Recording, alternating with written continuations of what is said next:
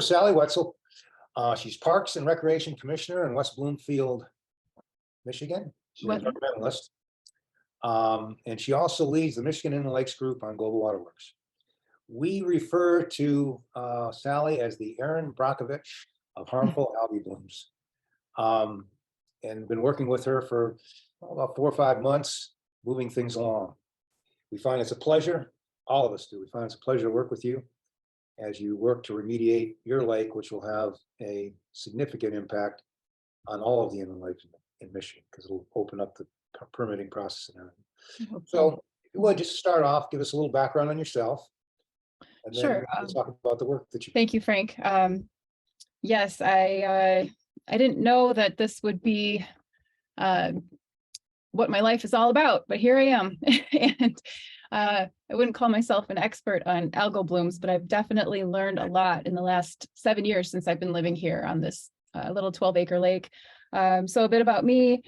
Yeah, I moved back down to the Detroit area in 2010, and I was living in Traverse City, writing for the Traverse City Business News, working as a full-time medical massage therapist. So I was in natural medicine. I've been certified in that for about 18 years now. Wow. And always writing. That's what I studied in college, was journalism, research, always trying to find the truth of things and interviewing people and learning about it, everything. And a lot of environmental stories, environmental research. I wrote about coal tar when I was in Traverse City, wind turbines, anything that was happening. I tried to get those feature stories. That was my part-time gig up there. Prior to that, spent some time in California and learned about everything environmental out there. This is kind of a way of life out there in the Sierra Nevada mountains. Organic farming and always researching and writing and learning.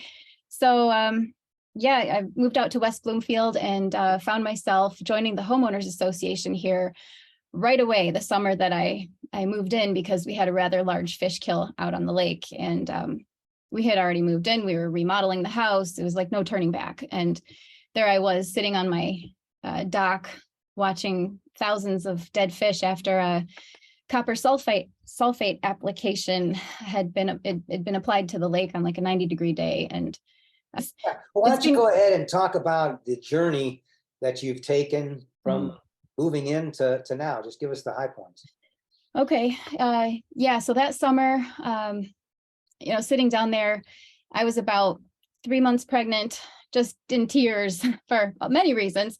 And I called the only contact that I had for the homeowners association. And she says, well, why don't you join us? I said, I certainly will. And we tackled the problem together. She ended up becoming a great friend and an ally in this battle to remediate our lake and figure out what's going on. I knew nothing about what was going on. So she signed me up, Carolyn Irie. She signed me up for the Michigan Lake Health class from MSU Extension. And I took this crash course in eutrophication and naturalizing shorelines and all these things that you can do to help to clean your water in your lake, things that every homeowner can do on a smaller scale to solve the bigger problem. So we started in on the projects. We got the permits. We figured out how to naturalize. We hired a contractor. We naturalized 4,000 square feet of shoreline at our community park over here. It's growing beautifully now. We've got 20-foot tall willows. We've got all kinds of native plants and shrubs. We put in some of these man-made floating wetland islands. They're pollution control islands. Whether they're working or not, they certainly are a habitat. We've got all kinds of critters on there. Just one little plot of wetland. You've got ducks and frogs and turtles and muskrats and everything you can think of just from providing this one little habitat. Plus, it's supposed to create a biofilm and create good bacteria to fight the bad bacteria, the bad algae in the lake. So we've got that. I've tried to convert my neighbors into growing freedom lawns or natural lawns. And my lawn is absolutely natural. I've never put a single chemical or herbicide or pesticide or fertilizer on it because that, as we know, fertilizers are a huge contributor. The nutrient input into lakes and watersheds is a huge contributor to algal blooms. So converted a few neighbors. That's always a struggle. So I write for our local newsletter, and I'm always putting in pictures of the algae blooms and pictures of native plants you can plant to, nativize your shoreline or put in a rain garden. There's so many things that we can all do just to feel like we're contributing. So with that, let me jump in here and say, you wrote a book. You have and I have your book here on my shelf. You wrote a book. Why don't you talk just a little bit about what motivated you there and what kind of results you've got from it? Because I know you've sent it to a number of political people and so forth. Yeah, I've sent it all over the place. I kept a spreadsheet for a while, but I kind of lost track. So yeah, it's called Let's Build a Rain Garden. Here's my little book. It's called Let's Build a Rain Garden, and it's a children's book. But I quickly realized that adults are really hard to get through to. So I decided to go the children's book route. And perhaps the adult reading the book to the child will learn a valuable lesson from this, and what a watershed is, and what polluted storm water runoff is, and how important native plants are, as root depth of native plants is compared to the root depth of our turf grass lawns. There's quite a difference there. And preventing erosion and providing habitat for pollinators, and in a roundabout way, helping to clean the watershed, acting as a sponge. So yeah, that was that just started out as just some sketches. I bought this blank sketch, a little booklet, and I started filling it with sketches of wildflowers. And I was going to make a free trifold pamphlet to give to my township environmental commission to just keep in the kiosk at town hall, because they have all these little handouts. And I thought people need to know about rain gardens. It's such a great way that we can all contribute to watershed health. So then my husband says, well, you got quite a few drawings there. Why don't you look at self-publishing that? Amazon can do it. So I did self-publish it, but since then it's really taken off. Friends of the Rouge picked it up. It's our local watershed council, and they sell it on their website along with their rain barrels and rain garden kits. And I've done several talks and native plant sales. I have a little table set up at their native plant sale I'll be there my second year now. I've done talks at several different Rotary organizations around Southeast Michigan. So I do a little book reading, and then I do a rain garden basics presentation, and again, covering watershed health and native plants, and dive a little deeper after the book reading. So I've sent it to all the watershed councils in Michigan, and it's all over the place. So I've sold quite a few. So it's really taken off. As you realized that you had an issue with the lake, if you moved in, and certainly you've done quite a bit you've educated yourself quite a bit on the problem and the solutions. Was the information about what was going on in the lake available? I mean, from an environmental perspective, how did you really get it? Because it's certainly there's a significant part that is just the quality of the lake and how much we enjoy a lake, but the other side is there's a science to it. So how did you get yourself educated on what was going on with the lake? Well, we stopped all copper sulfite treatments, copper sulfite, after that fish kill. And I found out later that was the second fish kill that had happened. And I thought, okay, I started reading about copper sulfate in shallow lakes in Minnesota, and how the buildup of the copper was killing the natural microinvertebrates. And I thought, okay, we're really messing with this water here. We need to stop. So we stopped all treatments. We stopped herbicide. And as a board, I had to really convince everybody, like, we need to go natural. We need to figure out a natural solution here and stop over prescribing the lake. Like it's like a human body. I mean, it's a metaphor for the human body. Everything in nature is. So you're over prescribing it, and you need to get it back to its natural balance. And then we got some pretty intense algal blooms. So we called the state of Michigan to come out and test the water. And I think I took a sample in first back then. Yeah, I took a sample directly to an office, and it came back that yes, it's a microcystin, but it's not the toxic kind. And then they explained to me, we don't know, it might flip to toxic. We don't understand why some algal blooms are and some aren't. So we're just going to tell everybody, stay away from the water for now, just to be safe. Mm-hmm. So that was the first clue. I thought, all right, I started reading more about cyanobacteria and that the potential hazards of it, even though it wasn't toxic yet. Since then, we had several summers of blooms, and finally in 2021, it registered very high level toxic. And Oakland County Health came out and put signs up all around the neighborhood: harmful algal bloom, stay away from the water. And then it was like, okay, we've reached crisis level. I think we were at crisis level before that, but officially registering as a toxic algal bloom. And then just on top of that, people couldn't open their windows out here. It smelled so bad. Like people living around the lake. A woman over here doesn't even have air conditioning, and she, it's hot in the summer. She couldn't even open her back windows because of the fumes coming off of the decaying algae on the lake. We've just had some really tough late summer months where I can't even sit in my own backyard. And I've asked questions of the aquatic biologists who come here. They test the water. What can I do? What can I do? Can you give me a plan? Well, you could try this. This has worked this place, but we're not sure. And it's him and haw and him and haw. It's really, there's no defined path to a solution.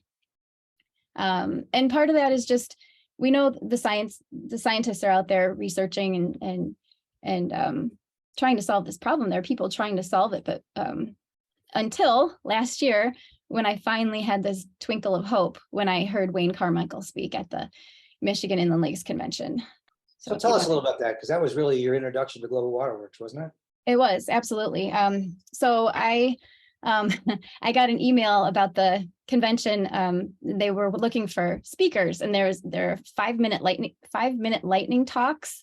And I thought, oh, I could get in there and do something. And I'm not a scientist, but maybe I could weasel my way in, and I did. So I gave a talk called "Eat Your Freedom Lawn." So what plants can we eat out of our natural lawn to have people look at their yards in a different way where it's useful, full of medicinal plants. So I got in there, I did my talk, and then I saw all the talks on the schedule for HABs and cyanobacteria. And so I, scheduled all of that. I wanted to listen to every single talk, and I saw your talk. And I think Wayne Carmichael was in with you. Yes, he was. It was like a three-part talk. You introduced him, I believe.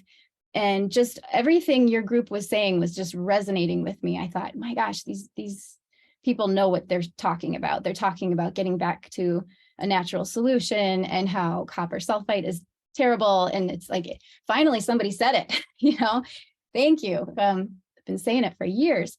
So after that convention, I looked Wayne Carmichael up on Google, I think. No, I looked his name up on the program. I found him, and I found his email somewhere in the internet, and sent him an email, and he wrote me back, and he said to contact you and SIS Bio because he found that he used them and found positive results. And I was just so excited that there was this potential path to a solution finally, after all these years of struggling to through the weeds, to find something that made sense that we could implement into this lake to turn the corner, to officially turn the corner towards a healthy water body.